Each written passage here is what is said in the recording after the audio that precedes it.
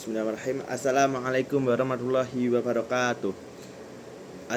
Perkenalkan, nama saya Kana Halutaki dengan NIM 241080206161.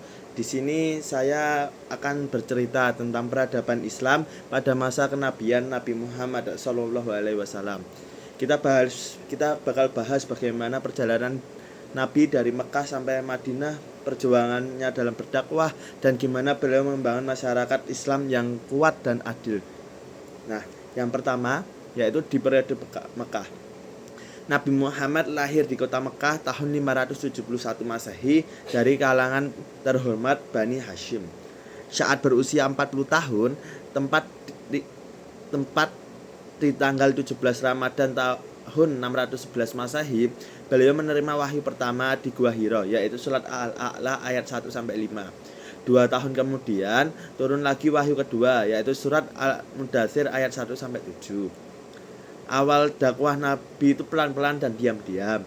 Pertama, hanya ke keluarga dan sahabat dekat seperti Khadijah, Abu Bakar, Ali, dan Abi Thalib, dan Zaid Haritsah. Setelah itu, barulah Nabi Muhammad berdakwah secara terbuka di masyarakat Quraisy. Tapi banyak yang menolak keras. Mereka takut kehilangan kekuasaan, takut kehilangan uang dari jualan patung, dan gak mau mengakui ajaran tentang hari kebangkitan. Bahkan kaum muslimin disiksa, diboikot, dan gak boleh berinteraksi dengan penduduk Mekah. Beberapa sahabat akhirnya hijrah ke Habasyah atau Ethiopia buat mencari perlindungan. Nah, tahun ke-10 kenabian jadi tahun paling berat Nabi Muhammad. Pamannya Abu Thalib meninggal dunia. Lalu 3 hari istri tercintanya Khadijah juga wafat. Tahun ini dikenal sebagai A'mul Husni atau tahun kesedihan. Tapi di tengah kesedihan itu, Allah memberikan hiburan luar biasa, yaitu peristiwa Isra Miraj. Peristiwa Isra Miraj ini yaitu Isra dari Masjidil Haram ke Masjidil Aqsa, dan Miraj dari Masjidil Aqsa ke langit ke-7. Nah, itu tuh Nabi Muhammad menerima wahyu berupa sholat yang awalnya 50 rakaat menjadi 5 rakaat. Nah, yang kedua ada hijrahnya Nabi Muhammad ke Madinah. Karena tertekan di Mekah makin berat, dan akhirnya Nabi Muhammad dan para pengikutnya hijrah ke Yastrib atau kemudian dikenal sebagai Madinah. Peristiwa hijrah ini terjadi pada 12 Rabiul Awal tahun 622 Masehi, dan sejak saat itu Islam mulai berkembang lebih cepat. Sesampainya di Madinah, Nabi langsung membangun Masjid Quba, masjid pertama dalam Islam.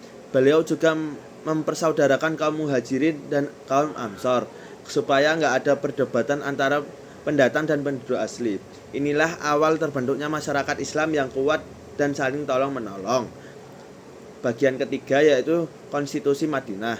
Di Madinah penduduknya beragam, ada muslim, non-muslim, Arab, dan orang Yahudi. Supaya mereka hidup damai dan tertib, Nabi membuat program Madinah, membuat piagam Madinah atau konstitusi Madinah. Isinya itu keren banget, antara lain yang pertama, semua kelompok dianggap satu bangsa. Yang kedua, kalau satu kelompok diserang, semuanya wajib membantu. Yang ketiga, setiap agama bebas beribadah. Dan yang terakhir yaitu Nabi Muhammad menjadi pemimpin serta penengah kalau ada masalah. Piagam ini dibilang sebagai konstitusi pertama di dunia yang menjamin kebebasan beragama dan keadilan sosial. Selanjutnya ada perjuangan dan perjanjian Hudaybiyah. Apa sih itu? Setelah masyarakat Madinah kuat, muncul banyak peperangan karena orang Quraisy masih memusuhi Islam. Perang Badar tahun 2 Hijriah. Jumlah muslim cuma 314 orang melawan 1000-an pasukan Quraisy, tapi umat muslim menang besar. Ini jadi bukti bahwa kemenangan datang bukan dari jumlah, tapi dari iman dan kesabaran. Yang kedua ada perang Uhud. Itu di tahun ketiga Hijriah. Awalnya pasukan Islam hampir menang, tapi karena ada sebagian pemanah yang meninggalkan posnya, akhirnya mereka kalah. paman Nabi Hamzah bin Abdul Muthalib gugur dalam peperangan ini. Dari sini kita belajar pentingnya taat pada pemimpin. Nah, yang selanjutnya ada perang Ahzab atau perang Khandaq pada tahun 5 Hijriah. Nah, gabungan musuh dari Quraisy, Yahudi dan beberapa suku Arab berjumlah 10.000 orang menyerang Madinah. Nabi punya ide cerdas, menggali parit besar di sekeliling kota. Strategi ini berhasil, musuh gagal masuk dan Madinah tetap aman. Selanjutnya ada perjanjian Hadaibiyah. Nabi dan 1.000 sahabat mau umroh ke Mekah, tapi dihalangi oleh Quraisy. Akhirnya dibuat perjanjian damai selama 10 tahun. Meskipun tampak merugikan umat muslim, ternyata hasilnya luar biasa karena masa itu damai. Itu membuat dakwah Islam bisa menyebar luas tanpa gangguan. Terus ada beberapa tahun kemudian Quraisy melanggar perjanjian.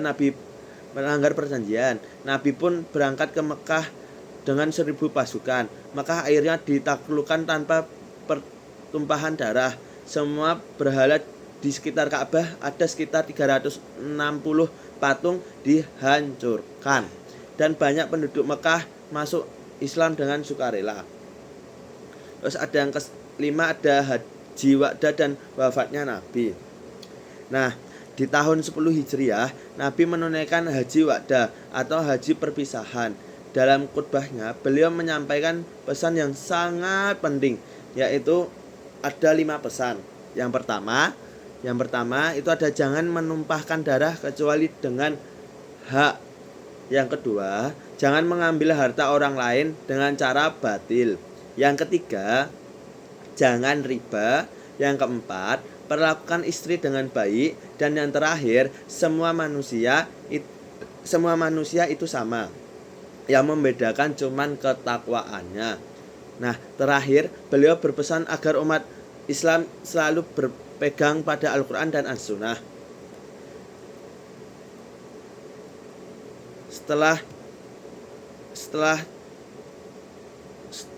Setahun setelah haji itu, pada 12 Rabiul Awal atau 11 Hijriah, Nabi Muhammad SAW wafat di usia 63 tahun. Abu Bakar lalu menenangkan umat. Jadi umat itu sempat panik di situ, dan Abu Bakar itu menenangkan umat dengan kata-kata yang menyentuh banget, yaitu barang siapa menyembah Muhammad, ketahuilah Muhammad telah wafat. Tapi barang siapa menyembah Allah, maka Allah hidup selamanya.